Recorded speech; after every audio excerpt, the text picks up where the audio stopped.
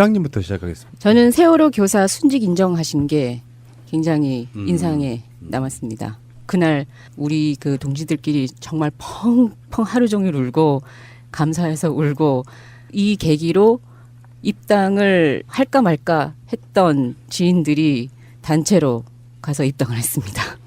그게 그 현충원에서의 현충일 행사 그런 같은 맥락인데 순직이라 하면 국가유공자가 되는 거거든요. 네. 사회를 위해서 의로운 일을 하다가 돌아가신 분인데 단순히 기간제 교사라는 이유만으로 그것은 대통령이 그러니까 말 한마디면 쉽게 인정될 수 있는 부분들이었는데도 불구하고 박근혜도 그 일을 안 했고 그리고 국가기관이 얼마나 경색되어 있었던가를 그냥 보여주는 사례였다고 보는데 그러니까 대통령 자리가 얼마나 중요한지를 단적으로 보여준 저는 한 장면이었다고 봅니다. 예, 그 문재인 대통령이 순직 인정 발언을 하시고 나서 실제로 그 절차에 들어갔고요. 정부에서 행정적인 절차를 들어갔고 약 한 7월에서 8월 정도면 결정이 다 끝난다고 그래요. 예, 그것 때문에 더 열받는 거죠. 그렇죠. 맞습니다. 그렇게 쉽게 갈 수 할 수 있는 거예요. 걸 그 일부러 안 했다는 뜻이잖아요. 네.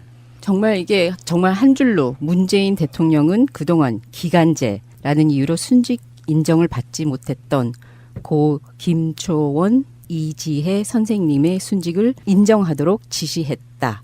지시만으로 이렇게 빠른 시간 내에 부모님들, 이분들의 부모님과 가족들의 그 많은 아픔과 그리고 그 세월호 가족들의 그 아픔을 정말 많이 치유해 주신 것 같아요. 맞습니다. 자, 첫 번째 장면이었고요. 자, 두 번째 장면은 명정님께 한번 드려볼게요. 저는 그 하나의 장면이 아니고요. 그 한 달간 문재인 대통령의 발언과 행동, 행위, 참석했던 행사들을 보면서 몇 개의 키워드를 갖고 있었어요. 이분이 이제 종합편을 만들어 버리시려고 그러네. 네. 영어로 따지면 이건 롱테이크예요.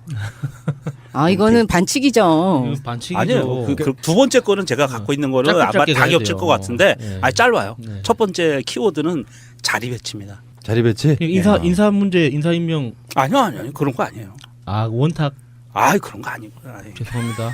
왜 그러세요? 저는 그 자리 배치를 왜 잡았냐 하면 결정적으로 이번에 김동연 경제부총리 임명장 수여하던 날 그 행사를 보시면 기념사진 촬영을 할 때 김동연 경제부총리와 그 부인 되시는 분을 중앙에 모시고 대통령은 한쪽 옆에 찌그러져요.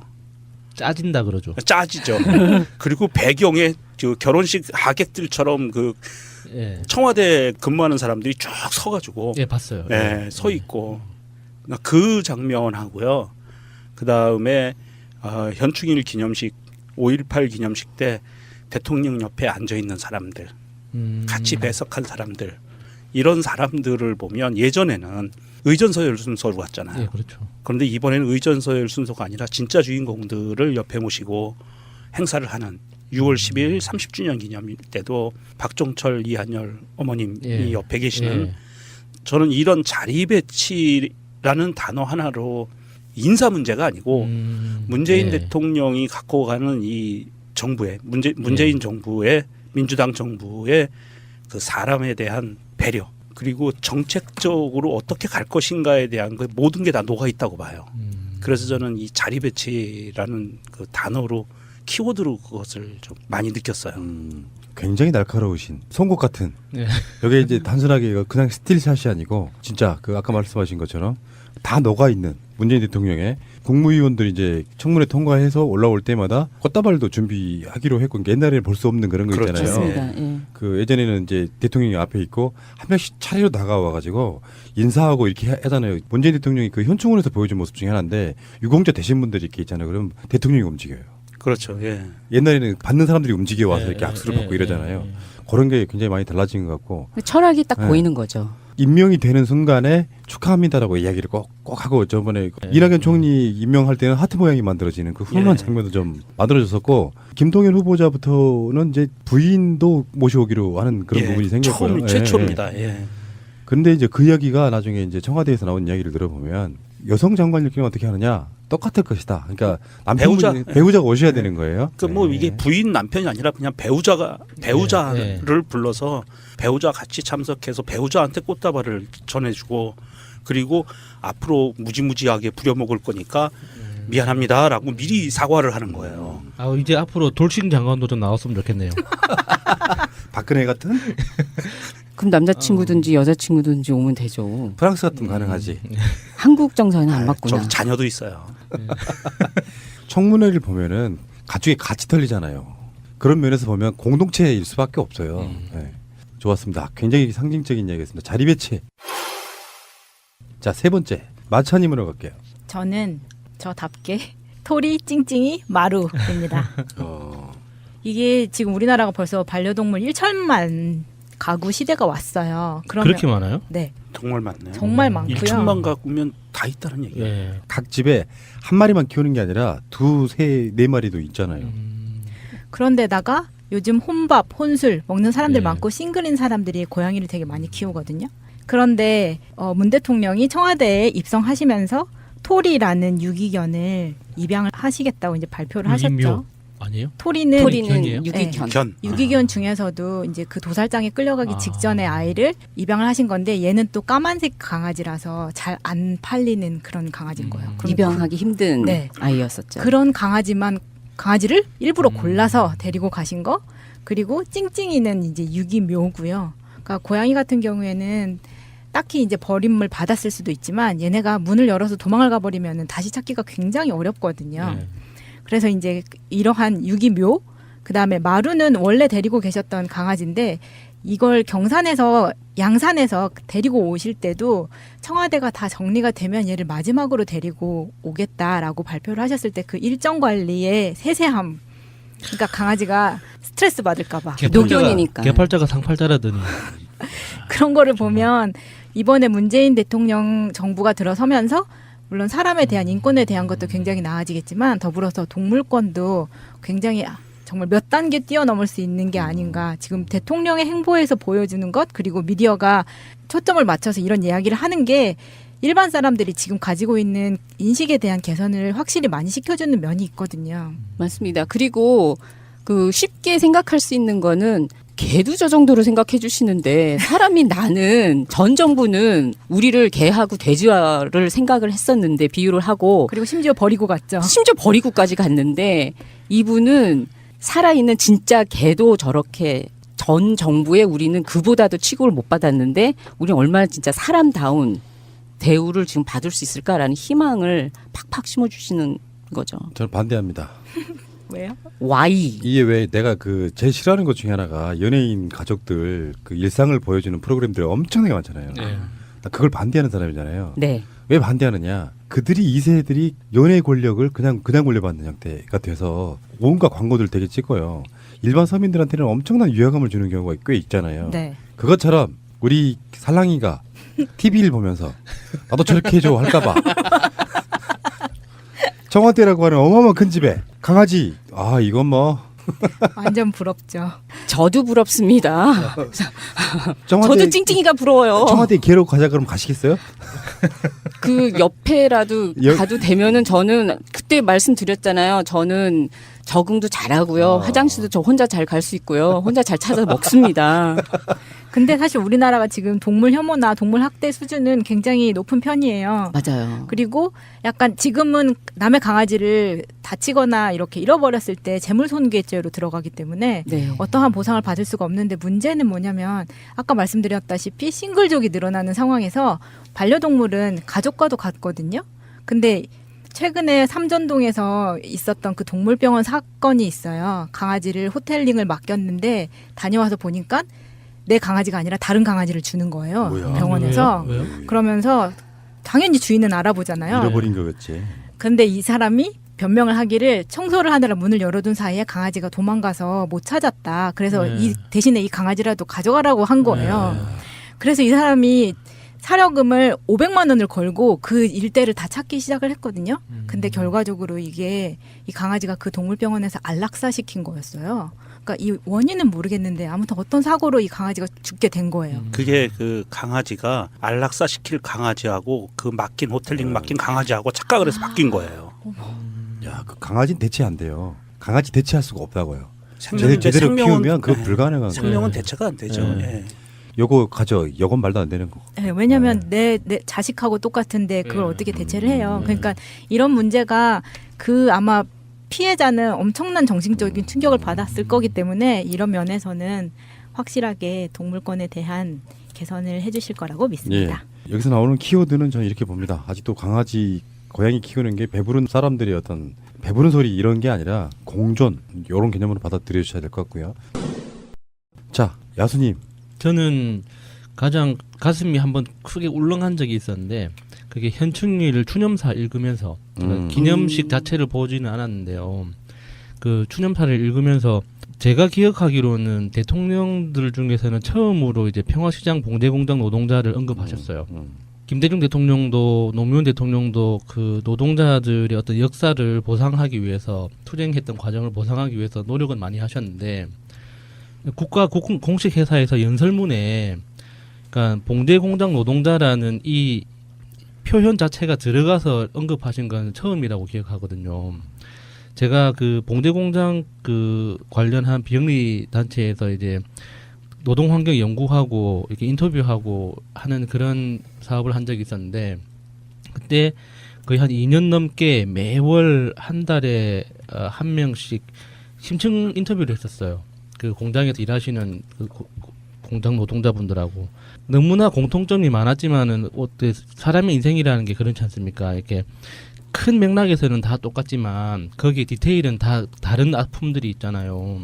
그런데 그 아픔들이 몸에 새겨질 때는 또 비슷한 모습으로 새겨진단 말이죠.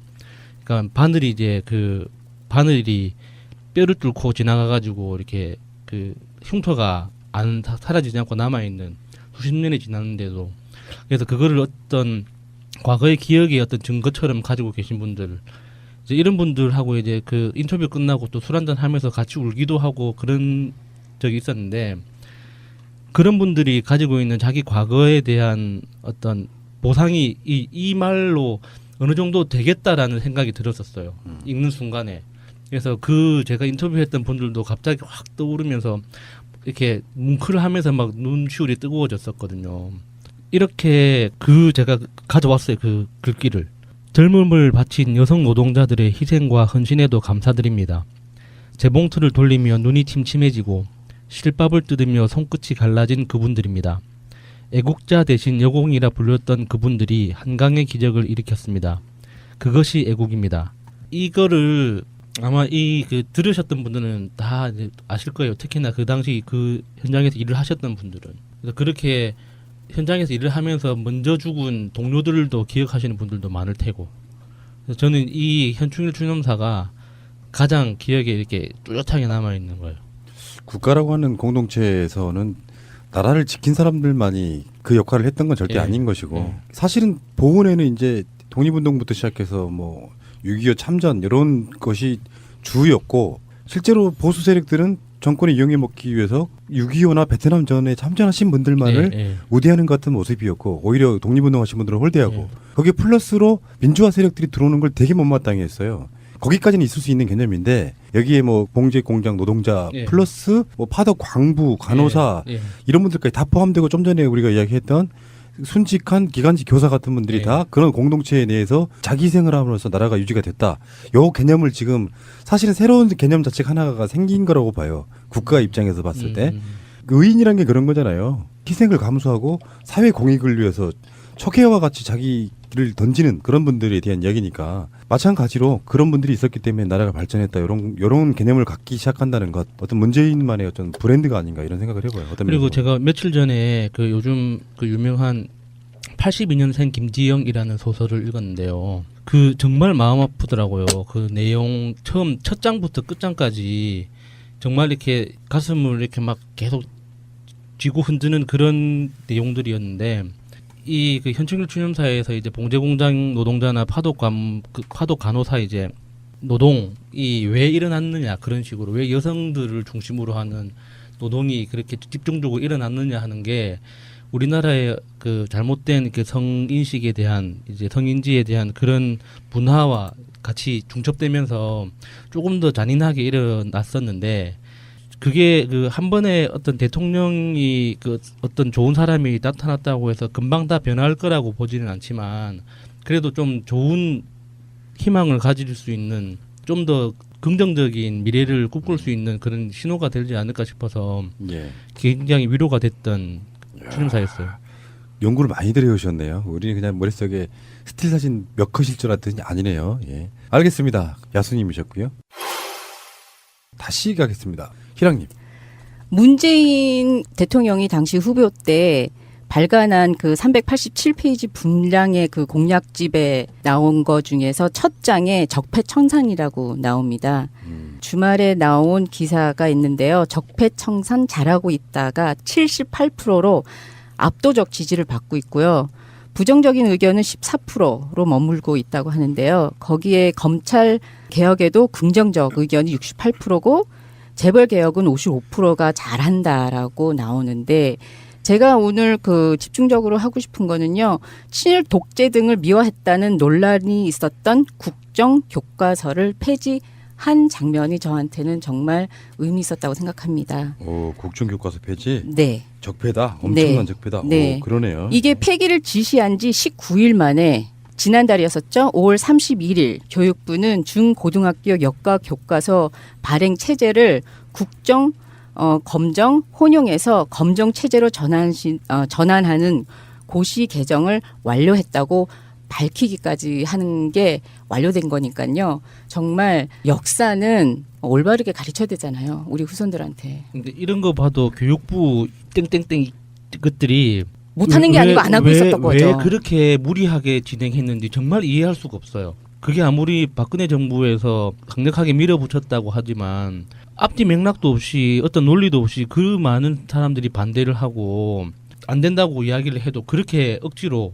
문재인 정부가 들어서고 난 이후에도 그렇게 진행했던 게 정말 이해할 수가 없습니다. 그 왜 그랬을까요, 그 사람들은? 물론 일반 공무원들이야 시키는 대로 어차피 직장인이고 가장이니까 잘리면 안 되니까 시키는 대로 했을 확률이 높고요. 고위공무원들이나 정치인들 저 새누리 계열 정치인들은 지금 문재인 정부가 들어선 것 같은 이런 상황을 걱정했었던 거죠. 역사 교육으로 역사를 좀 자기들 입맛에 맞는 역사로 교육을 해서 사람들로 하여금 4.19 정신이 무엇인지 5.18 정신이 무엇인지 87년 항쟁이 무엇인지에 대해서 잊어버리게 만들면 국민들이 시민들이 길거리로 쏟아져 나오는 것을 막을 수 있다라는 아마 계산은 충분히 했을 거예요.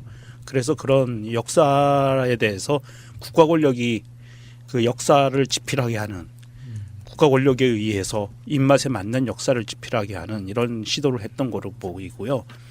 고위공무원들 중에는 아마도 아직도 그 미련을 버리지 못한 사람들이 있어요. 대통령이 그렇게 고치라고 이야기했는데도 불구하고 한 번 저항이 있었죠. 교육부에서 한 번 저항이 있었습니다. 중간에. 그래서 계속 국검정으로 가겠다 이렇게 했다가 살벌한 눈빛을 한번 받고 마음을 다잡았는데 교육부 물론 아직 이제 장관 인선 문제가 다 마무리 지어져 있지 않았기 때문에 행정부에 대해서 적폐를 들춰내기는 아직은 좀 시기상조인 거고요. 우리 그 청취자분들도 너무 조급하게 생각하지 마시고 일단 이게 행정부 쪽의 적폐 청산은 장관이 인선이 끝나야 돼요. 그래야 장관이 칼을 잡습니다. 대통령이 칼 잡고 각 부처를 치는 거는요. 우리 얼마 전에 겪어봤잖아요. 박근혜가 참 나쁜 공무원 애가 잘린 사람. 네, 이번에 문화관광부 차관으로 영전이 됐는데 그렇게 하면 안 되는 거예요. 그래서 장관을 임명하고 그리고 장관에 의해서 그 행정부처에서 잘못된 부분들을 바로잡아 나갈 수 있는 이런 그 민주적인 제도에 따라서 그 적폐를 청산할 수 있는 시스템을 갖춰 나가는 거죠. 그 역사 이야기가 잠깐 나와서 그런데요. 그 도정환 문체부 장관 후보자에 대해서 역사관 문제 삼는 사람들이 다 사실 친일 역사관을 갖고 있는 사람들이에요. 예. 어떻게 보면은. 예. 그래서 이게 역사 전쟁이란 말도 있고요. 100년 전쟁도 사실 역사 전쟁이고 뭐 그런 측면들이 있는 것이고 국정교과서 폐지 같은 경우는 코미디 같은 장면이 하나 있었죠. 그 전에 아무도 채택을 안 하니까 나중에 교육부에서 뭐라 그러냐면 그러면 보조 교재라도 써줘 이렇게. 네. 연구학교로 해서 써주면 그 교과서 써주면 돈 주겠다. 그렇죠. 네. 지원해주는 연구학교 게 지정 이것도 있었고요. 이것에 대해서 트윗 하나 읽어드리겠습니다. 나도 모르겠다 님의 트윗입니다. 국정교과서가 폐지되었다는데 그거 만들고 진행한 놈들 서명서도 하나 안 나오냐. 자기들의 역사적 대업이 휴지 조각이 되었는데 할 말도 없나벼라고 올려주셨습니다. 그렇네요. 근데 이거 아무런- 하겠다고 그렇게 난리 쌩난리 쳐놓고선 이게 뭐 폐지된다면은 서명서라도 올려야 되는 거 아니에요? 그 상징적이란 거라도. 기억납니다. 그 TF팀이 뭐 대학로 어디에 있던 곳에 당시 민주당 의원들이 급습을 하니까 그 어버이연합들 술 먹고 와가지고 깽판 맞습니다. 부리던 기억. 네. 그리고 지필진이 누군지 전혀 밝히지를 못하고 전공이 아닌 사람 상업교사가 들어가서 역사 교과서 집필하고 뭐 그랬던 기억들이 네. 나는데 이것도 정말 미스테리긴 해요. 아까 말씀하신 것처럼 사드 배치도 마찬가지고 국정교과서도 마찬가지고 정말 미스테리야. 도대체 있을 수 없는 일들이 일어났단 말이에요. 그러니까 이 사람들이 정말 존재하는지를 음. 묻고 싶은. 예. 자, 희랑님 굉장히 연구를 많이 하셨네요. 네, 감사합니다. 기간제 교사 손직 인정, 국정교과서 폐지. 예, 좋았습니다. 자, 다음 6번째는 명령님한테 가겠습니다. 전 또 키워드인데요. 자꾸 이게 너무 범위를 넓혀놔서 죄송하기도 한데 제가 두 번째로 잡았던 키워드는 사랑입니다. 사랑.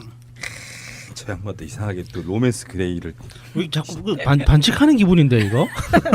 아니, 제가- 포괄적 개념을 갖고 왔어요 지금. 이거 포괄적으로 갖고 왔는데 예. 예, 부딪히진 않을 거예요. 제가 살짝 피해서 하느라 예. 이렇게 포괄적으로 갖고 왔고요. 사랑이라고 제가 뽑은 거는 사랑에는 반드시 따라가는 문재인 대통령이 따라가는 행동이 있어요. 사랑하는 마음이 돌발 행동으로 따라가요. 아하. 뭔지 알 것 같아. 예, 그래서 음. 5.18 기념식하고 현충일 추념식에서 보면 돌발 행동이 나와서 악수하고 가서 안내하고 안아주고 예. 같이 슬퍼해주고 예. 이런 게 있죠. 예. 그런 것과 또 하나는 그 트위스 속가복에서 잠깐 얘기했는데 산책 중에 만난 정원사와 악수하는 스스럼 없는 장면, 그리고 청와대에 들어가다가 말고 중간에서 차 세우고 거기에서 나와 있는 시민들과 같이 사진 찍고 예. 공연도 보고 그리고 군악대 장병들과 악수하면서 이야기를 나누는 그런 돌발 행동, 이게 나는 문재인 대통령이 갖고 있는 가장 큰 어떤 인성이라고 봐요. 그리고 그 인성이 아마도 앞으로 5년간 현 정부의 정책을 끌고 갈 수 있는 어떤 기조가 된다고 봅니다. 그래서 사람에 대한 사랑이라는 그 사람을 중요하게 보잖아요, 문재인 대통령은. 예. 그래서 이 사랑하는 마음이 본인이 속에서 있기 때문에 이런 돌발 행동으로 이어지는 거고, 그 돌발 행동에 따라서 앞으로는 이게 돌발 행동이 아니고 대통령은 저래야 돼라는 이미지로 고착화될 가능성이 높아요. 앞으로 5년 동안 물론 그 후에 정권 현장이 돼서도 그 다음 대통령도 그렇고 계속 나올 수 있는 부분들이 사랑하는 마음으로, 사람을 사랑하는 마음으로 그 사람을 상대로, 국민 시민들을 상대로 정책을 짤 때 과연 그 사람들이 힘들어하고 억울해할 수 있는 정책을 과연 가져갈 수 있을 것인가. 그렇지 않다고 보거든요. 문재인 대통령의 인성에서 첫 번째는 저는, 그리고 지나간 한 달 동안을 보면서 저 사람은 정말 나라다운 나라, 그리고 사람을 위하는 나라, 이런 거를 구호만이 아니라 진짜 이게 가슴속에서 몸에 체득화돼 있어서 그냥 우러러 나오는 이런 사람이구나. 그럼 앞으로 5년간도 아마도 똑같은 행보가 이어질 것 같다. 그냥 말뿐이 아니기 때문에 저는 그런 기대감을 많이 갖게 돼요. 그리고 몸소 그 사랑이라고 하면은 신혼여행이 떠오르잖아요. 많은 사람들이 결혼식, 신혼. 9주 중 다쳐서 결혼 늦춘 소방관의 대통령 명령이다. 신혼여행 가라라고 또 말씀하셨잖아요. 그 부분 제가 다른 방송에서도 했던 이야기인데 한 번 할게요. 네. 저만 알 수 있는 것들. 소리를 너무 많이 들어본 사람이 느끼는 것. 문재인 같은 감성을 지녀야 알아챌 수 있는 것들. 대통령이 직속 상관으로서 명한다는 건 직속 상관만 네. 가능한 거잖아요. 네. 대통령으로서 한 템포 망설여요. 네. 본인이 명령이란 말을 못 하는 거예요. 맞아요. 근데 그 사람한테 좋은 일이기 때문에 자기도 어색해하면서 명령이라고 이야기합니다. 신혼여행 가란 말을. 거기서 난 문재인의 인품이 완전 반해버린 거 아니에요. 그러니까 그런 군사 문화가 싫었던 거죠, 몸에. 네. 나 대통령이니까 당신 신혼여행 가, 명령이다, 이렇게 못하는 거예요. 그러니까 한 템포 망설이는 거예요, 명이란 말을. 동영상 한번 꼭 찾아보시기 바랍니다. 네. 예. 그리고 굉장히 얼굴 그 표정 자체가 단어를 말을 해야 되는데 그리고 그거를 웃고 넘어가고 하시잖아요. 그때. 그런데 본인이 이거를 말을 해놓고도 불구하고 이거 어떡하지? 명령이라는 게 너무 센 단어인데? 라는 그 모습 자체가 굉장히 그 명령을 진짜 받겠습니다. 라고 하고 싶은. 그런 문재인 대통령의 성격이 드러나는 게 그 후보 시절에 곤란한 말을 들으면은 하하하하 하는 싸우기 싫고 하는 그런 성격이 드러난 것 같아요. 사랑. 저 양반이 뭔가 찾아내며 있어가지고 다른 결로 지금 하고 있는데 이건 굉장히 높은 점수를 저는 드리고 싶어요. 감사합니다. 그래서 모든 걸 다 포괄해버려. 어떻게 보면 얌체 같지. 우리 형님 오늘 꽃가도 아니, 입고 오셨는데 사랑하시나 봐. 아니 제가 두 가지 키워드를 낸 게 예. 지금 세 분이 말씀하실 키워드에서 중복은 안 될 거예요. 어. 그거 살짝 피한 거예요. 그러니까 예. 그것까지도 배려했다 그러면 님은 방송의 천재십니다. 자, 알겠습니다. 명종님이셨고요. 자, 7번째 키워드는 마차님께 드리겠습니다. 저의 키워드는 김용수입니다. 김용수? 네, 그 방통위 김용수 상임위원이 아. 미래부 2차관으로 임명됐을 때 저는 좀 여기서 약간 흠칫했었거든요. 첫 번째로 희락 언니가 말씀하셨던 세월호 교사 순직 인정했을 때 그때는 정말 좀 충격이었고요. 이때 이 차관을 임명했을 때는 방금 명종님이 말씀하셨던 그 사랑하고는 저는 전혀 반대의 이야기를 하고 싶어요. 왜냐하면 우리가 경선이나 이 대선 과정을 치를 때는 문재인이 고구마라는 이미지를 탈피하기 위해서, 그러니까 이 이미지를 탈피할 수 있을까 이런 의심을 많이 했기 때문에 반대편의 사람들은 문재인을 많이 공격을 했다고 생각을 하거든요. 그런데 임명 후에 세월호 교사 순직 인정 한 방에 딱 때리면서 약간 사이다라는 이미지를 줬다면 이 미래부 2차관으로 김용수를 옮겼을 때는 아 이런 전략을 쓸 수도 있구나. 왜냐하면 그 전에는 뭐 예를 들어서 이런 사랑의 컨셉이었을 때는 사람 좋기만 한 대통령 혹은 좀 약해 음. 보이는 그냥 인심 좋은 아저씨. 좋은 게 좋은 걸로만 가거나 아니면 물러 터졌어. 이런 이야기를 들을 수 있는데 어떻게 하면 저는 솔직히 인생을 이렇게 살 수도 있구나 이런 생각을 했거든요.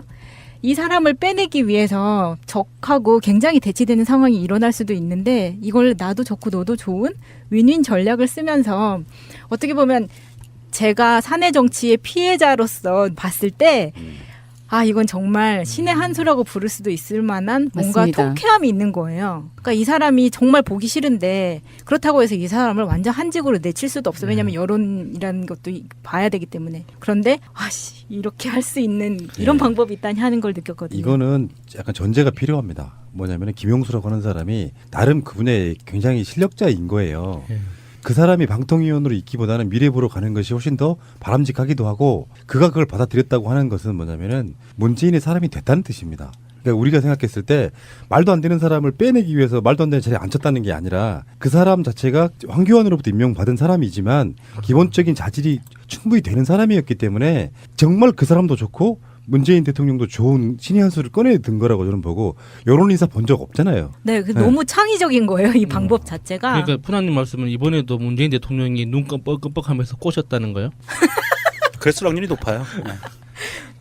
문재인 대통령이 직접 만나서 이야기하거나 그러지는 않았을 텐데 뭔가 이렇게 물밑 작업을 통해 가지고 저 사람 괜찮긴 한데 그러면 사람들이라는 게 이런 거예요. 정치인 했던 사람들이 아니고 어떤 전문 분야의 사람들은요 꼭 딱히 뭐 그게 박근혜 사람, 문재인의 사람 이런 개념이 아니라 내가 그 사람하고 뭔가 교류를 통해 갖고 자리를 이렇게 임명해주거나 그러면 그냥 그 사람 자체가 문재인 사람 되는 거거든요. 근데 이제 예전에는 그런 것들이 굉장히 많았죠. 그쪽 사람들은 다 악 이런 개념이 있어가지고 그 사람 어떻게 갖다 쓴대 하지만 왜 그래서 문재인 캠프에 선거 때 막 그 뭐 박근혜 캠프에 있었던 사람들 막 들어온다고 하니까 막 반대했지만 실제로 그 사람들은 이미 투항에 들어온 사람들은요 더 열심히 해요. 그러니까 그런 걸 잘 이용해 먹을 수 있는 것도 마인드 필요하다고 생각하는 거죠. 오, 김용수요? 굉장히 좋은 신의 한 수였다는 게 이걸 이 키워드로 가져온 게 저는 신의 한 수로 봅니다. 저는 많이 배웠어요. 예, 예. 자, 좋은 내용이었고요. 자, 여러분들이 가져오신 개별적인 키워드 마지막 야수님께 들어보겠습니다. 이것도 재미가 없을 수도 있는데 다음 주 6월 18일이면 고리 1호기가 가동 중단됩니다. 네. 그러니까 이게 우리나라 역사에서는 처음이거든요. 무려 설계 수명 기준으로 10년이 지나서 이제 가동이 중단되는 거예요. 그동안 시민사회에서 이 고리 1호기 가동 중단을 위해서 한국 시민사회뿐만 아니라 국제적으로도 굉장히 그 논란이 많았었거든요.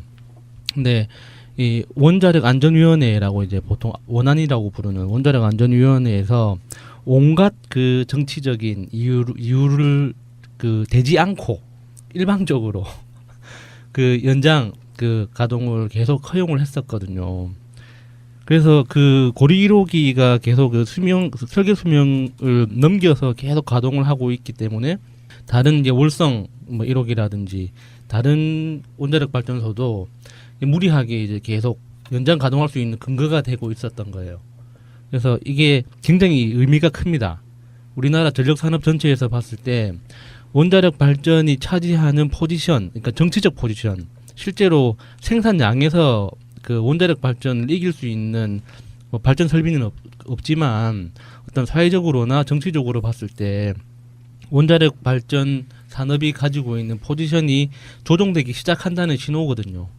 그리고 이제 기술적으로도 이렇게 절차를 통해서 그 체계적으로 절차를 거쳐서 가동 중단하는 것도 그 아마 세계 최초거나 굉장히 선도적인 케이스죠.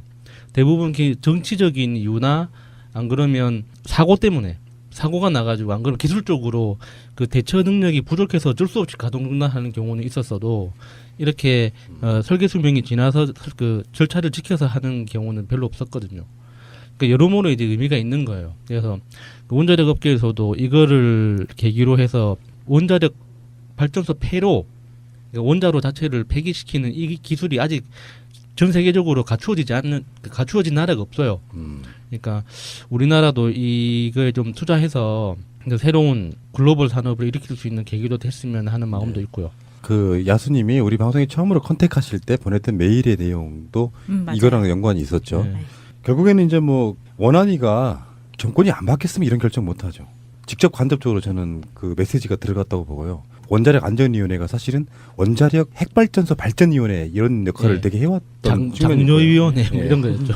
핵발전 장려위원회, 융성위원회, 뭐 부흥위원회 이런 역할을 해가지고 안전관을 굉장히 멀었던 측면이 있었고요. 알겠습니다. 여러분들이 준비해 오신 거 굉장히 감동적이었고요. 저도 하나 해야죠. 네. 저는 진정성 볼 수 있는 최고의 장면을 이것 꼽습니다. 노무현 대통령 8주기 취임식장에서의 연설 중에 대통령으로 참석하는 건 이것이 마지막입니다. 네. 모든 국민들의 대통령이 돼서 성공한 대통령으로 다시 오겠습니다. 이것은 영화 대사 같은 거잖아요. 노무현 대통령 주기마다 9주기, 10주기, 11주기, 12주기 현직 대통령으로 올 수 있는데 돌아가신 대통령들 많아요. 하다못해 이승만부터 시작해서 윤보선, 박정희, 그 후로도 뭐 김영삼, 김대중, 노무현 대통령이 있잖아요. 근데 일단 모두 대통령이 되려면 그 행사장에 다 가야 됩니다. 추도식마다. 대통령으로서는 그게 일단 마음적으로 불편할 수 있지만 저는 그게 두 번째 문제라고 생각이 들고 친문에 머물러 있는 자기 지지자라고 하는 분들만이 아니라 어떤 사람들에게도 똑같은 대통령 역할을 하고 싶은 거예요. 날마다 해년마다 가고 싶겠죠. 본인의 핵심 지지자들이 항상 모이는 자리인데 어쩌면 문재인 대통령이 아니고 다른 대통령이 그런 이야기를 했다 그러면 욕먹었을 수 있어요. 의리도 없는 놈이라고. 근데 모든 분들이 그 행사장에서 다 박수를 칩니다. 무슨 뜻인지 알기 때문에 네. 그런 거죠. 그래서 앞으로 친노나 친문이란 말은 없어져야 되는 거고요. 깨어있는 시민들의 상징적인 이야기, 그래서 그냥 보통 일반 시민, 국민 이런 쪽으로 나가는 게 훨씬 더 낫다고 생각합니다. 각 집에 한 마리만 키우는 게 아니라 두, 세, 네 마리도 있잖아요. 그런데다가 요즘 혼밥, 혼술 먹는 사람들 네. 많고 싱글인 사람들이 고양이를 되게 많이 키우거든요. 그런데 문 대통령이 청와대에 입성하시면서 토리라는 유기견을 입양을 하시겠다고 이제 발표를 하셨죠. 유기묘 아니에요? 토리는 유기견이에요? 유기견. 견. 유기견 중에서도 이제 그 도살장에 끌려가기 직전에 아이를 입양을 하신 건데 얘는 또 까만색 강아지라서 잘 안 팔리는 그런 강아지인 거예요. 그럼 입양하기 힘든 네. 아이였었죠. 그런 강아지를 일부러 골라서 데리고 가신 거. 그리고 찡찡이는 이제 유기묘고요. 그러니까 고양이 같은 경우에는 딱히 이제 버림을 받았을 수도 있지만 얘네가 문을 열어서 도망을 가버리면 다시 찾기가 굉장히 어렵거든요. 네. 그래서 이제 이러한 유기묘, 그다음에 마루는 원래 데리고 계셨던 강아지인데 이걸 경산에서 양산에서 데리고 오실 때도 청와대가 다 정리가 되면 얘를 마지막으로 데리고 오겠다라고 발표를 하셨을 때 그 일정 관리의 세세함, 그러니까 강아지가 스트레스 받을까 봐 노견이니까. 개팔자가 상팔자라더니 그런 거를 보면 이번에 문재인 대통령 정부가 들어서면서 물론 사람에 대한 인권에 대한 것도 굉장히 나아지겠지만 더불어서 동물권도 굉장히 정말 몇 단계 뛰어넘을 수 있는 게 아닌가. 지금 대통령의 행보에서 보여주는 것, 그리고 미디어가 초점을 맞춰서 이런 이야기를 하는 게 일반 사람들이 지금 가지고 있는 인식에 대한 개선을 확실히 많이 시켜주는 면이 있거든요. 맞습니다. 그리고 그 쉽게 생각할 수 있는 거는 개도 저 정도로 생각해 주시는데 사람이 나는 전 정부는 우리를 개하고 돼지화를 생각을 했었는데 비유를 하고 그리고 심지어 버리고 갔죠. 심지어 버리고까지 갔는데 이분은 살아있는 진짜 회장님부터 시작하겠습니다. 저는 세월호 교사 순직 인정하신 게 굉장히 인상에 남았습니다. 그날 우리 그 동지들끼리 정말 펑펑 하루 종일 울고 감사해서 울고 이 계기로 입당을 할까 말까 했던 지인들이 단체로 가서 입당을 했습니다. 그게 그 현충원에서의 현충일 행사 그런 같은 맥락인데 순직이라 하면 국가유공자가 되는 거거든요. 네. 사회를 위해서 의로운 일을 하다가 돌아가신 분인데 단순히 기간제 교사라는 이유만으로 그것은 대통령이 그러니까 말 한마디면 쉽게 인정될 수 있는 부분들이었는데도 불구하고 박근혜도 그 일을 안 했고 그리고 국가기관이 얼마나 경색되어 있었던가를 그냥 보여주는 사례였다고 보는데 그러니까 대통령 자리가 얼마나 중요한지를 단적으로 보여준 저는 한 장면이었다고 봅니다. 예, 그 문재인 대통령이 순직 인정 발언을 하시고 나서 실제로 그 절차에 들어갔고요. 정부에서 행정적인 절차를 들어갔고 약 한 7월에서 8월 정도면 결정이 다 끝난다고 그래요. 예, 그것 때문에 더 열받는 거죠. 그렇죠. 맞습니다. 그렇게 쉽게 갈 수 할 수 있는 걸 그 일부러 안 했다는 뜻이잖아요. 네. 정말 이게 정말 한 줄로 문재인 대통령은 그동안 기간제라는 이유로 순직 인정을 받지 못했던 고 김초원 이지혜 선생님의 순직을 인정하도록 지시했다. 지시만으로 이렇게 빠른 시간 내에 부모님들, 이분들의 부모님과 가족들의 그 많은 아픔과 그리고 그 세월호 가족들의 그 아픔을 정말 많이 치유해 주신 것 같아요. 맞습니다. 자, 첫 번째 장면이었고요. 자, 두 번째 장면은 명정님께 한번 드려볼게요. 저는 그 하나의 장면이 아니고요.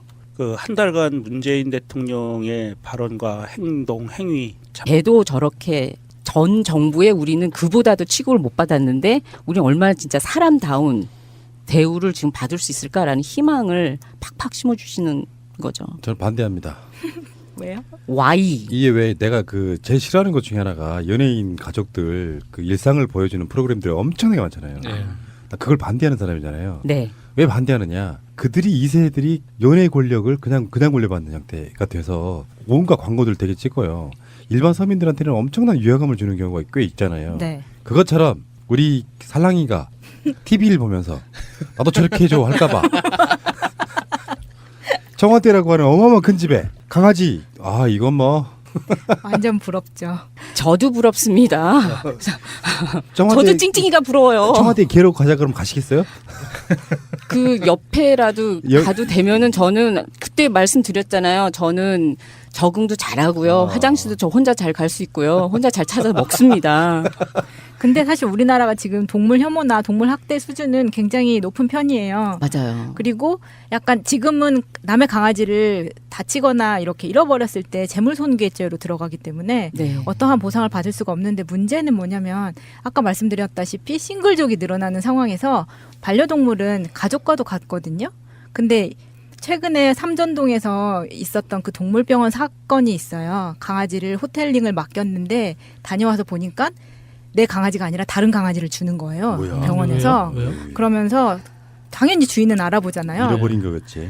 근데 이 사람이 변명을 하기를 청소를 하느라 문을 열어둔 사이에 강아지가 도망가서 못 찾았다. 그래서 네. 대신에 이 강아지라도 가져가라고 한 거예요. 그래서 이 사람이 여기 이제 단순하게 이거 그냥 스틸샷이 아니고 진짜 그 아까 말씀하신 것처럼 다 녹아 있는 문재인 대통령의 국무위원들이 이제 청문회 통과해서 올라올 때마다 꽃다발도 준비하기로 했고 옛날에는 볼 수 없는 그런 거 그렇죠. 있잖아요. 맞습니다. 예. 그 예전에는 이제 대통령이 앞에 있고 한 명씩 차례로 다가와가지고 인사하고 이렇게 하잖아요. 문재인 대통령이 그 현충원에서 보여준 모습 중에 하나인데 유공자 되신 분들이 이렇게 있잖아요. 그럼 대통령이 움직여요. 그렇죠. 예. 옛날에는 받는 사람들이 움직여 와서 네, 이렇게 악수를 네, 받고 네, 이러잖아요. 네. 그런 게 굉장히 많이 달라진 것 같고 철학이 딱 네. 보이는 거죠. 임명이 되는 순간에 축하합니다라고 이야기를 꼭 하고 저번에 이낙연 총리 임명할 때는 하트 모양이 만들어지는 그 훈훈한 장면도 좀 만들어졌었고 김동연 후보자부터는 이제 부인도 모셔오기로 하는 그런 부분이 생겼고요. 최초입니다. 예. 그런데 이제 그 이야기가 나중에 이제 청와대에서 나온 이야기를 들어보면 여성 장관일 경우 어떻게 하느냐 똑같을 것이다. 그러니까 배우자가 오셔야 되는 거예요. 그 뭐 이게 부인 남편이 아니라 그냥 배우자를 불러서 배우자 같이 참석해서 배우자한테 꽃다발을 전해주고 그리고 앞으로 무지무지하게 부려먹을 거니까 미안합니다라고 미리 사과를 하는 거예요. 이제 앞으로 돌싱 장관도 좀 나왔으면 좋겠네요. 박근혜 같은? 그럼 남자친구든지 여자친구든지 오면 되죠. 프랑스 같으면 가능하지. 한국 정서에는 안 맞구나. 저 자녀도 있어요. 청문회를 보면은 가족의 같이 털리잖아요. 그런 면에서 보면 공동체일 수밖에 없어요. 네. 좋았습니다. 굉장히 상징적인 이야기였습니다. 자리 배치. 자, 세 번째 마차님으로 갈게요. 저는 저답게 토리 찡찡이 마루입니다. 이게 지금 우리나라가 벌써 반려동물 1천만 가구 시대가 왔어요. 그러면 그렇게 많아요? 네, 정말 많네요. 정말 많고요. 1천만 가구면 다 있다는 얘기예요. 예. 참석했던 행사들을 보면서 몇 개의 키워드를 갖고 있었어요. 이분이 이제 종합편을 만들어 버리시려고 그러네. 네. 영어로 따지면 이건 롱테이크예요. 아 이거는 반칙이죠. 반칙이죠. 아니에요. 그 두 번째 거는 제가 갖고 있는 거는 짧게 아마 짧게 다 가야 겹칠 돼요. 것 같은데 네. 짧아요. 네. 첫 번째 키워드는 자리 배치입니다. 자리 배치. 인사 문제, 인사 임명. 아니요. 그런 거 아니에요. 원탁. 그런 거 아니고. 죄송합니다. 왜 그러세요? 저는 그 자리 배치를 왜 잡았냐 하면 결정적으로 이번에 김동연 경제부총리 임명장 수여하던 날 그 행사를 보시면 기념사진 촬영을 할 때 김동연 경제부총리와 그 부인 되시는 분을 중앙에 모시고 대통령은 한쪽 옆에 찌그러져요. 짜진다 그러죠. 짜지죠. 그리고 배경에 그 결혼식 하객들처럼 그 예. 청와대 근무하는 사람들이 쭉 서가지고 예, 봤어요. 서 있고 그 장면하고요. 그 다음에 현충일 기념식 5.18 기념식 때 대통령 옆에 앉아 있는 사람들, 같이 배석한 사람들 이런 사람들을 보면 예전에는 의전서열 순서로 왔잖아요. 예, 그렇죠. 그런데 이번에는 의전서열 순서가 아니라 진짜 주인공들을 옆에 모시고 행사를 하는 6월 10일 30주년 기념일 때도 박종철 이한열 어머님이 예. 옆에 계시는 예. 저는 이런 자리 배치라는 단어 하나로 인사 문제가 아니고 문재인 예. 대통령이 갖고 가는 이 정부의 문재인 정부의 민주당 정부의 그 사람에 대한 배려 그리고 정책적으로 어떻게 갈 것인가에 대한 그 모든 게 다 녹아 있다고 봐요. 그래서 저는 이 자리 배치라는 그 단어로 키워드로 그것을 좀 많이 느꼈어요. 굉장히 날카로우신 송곳 같은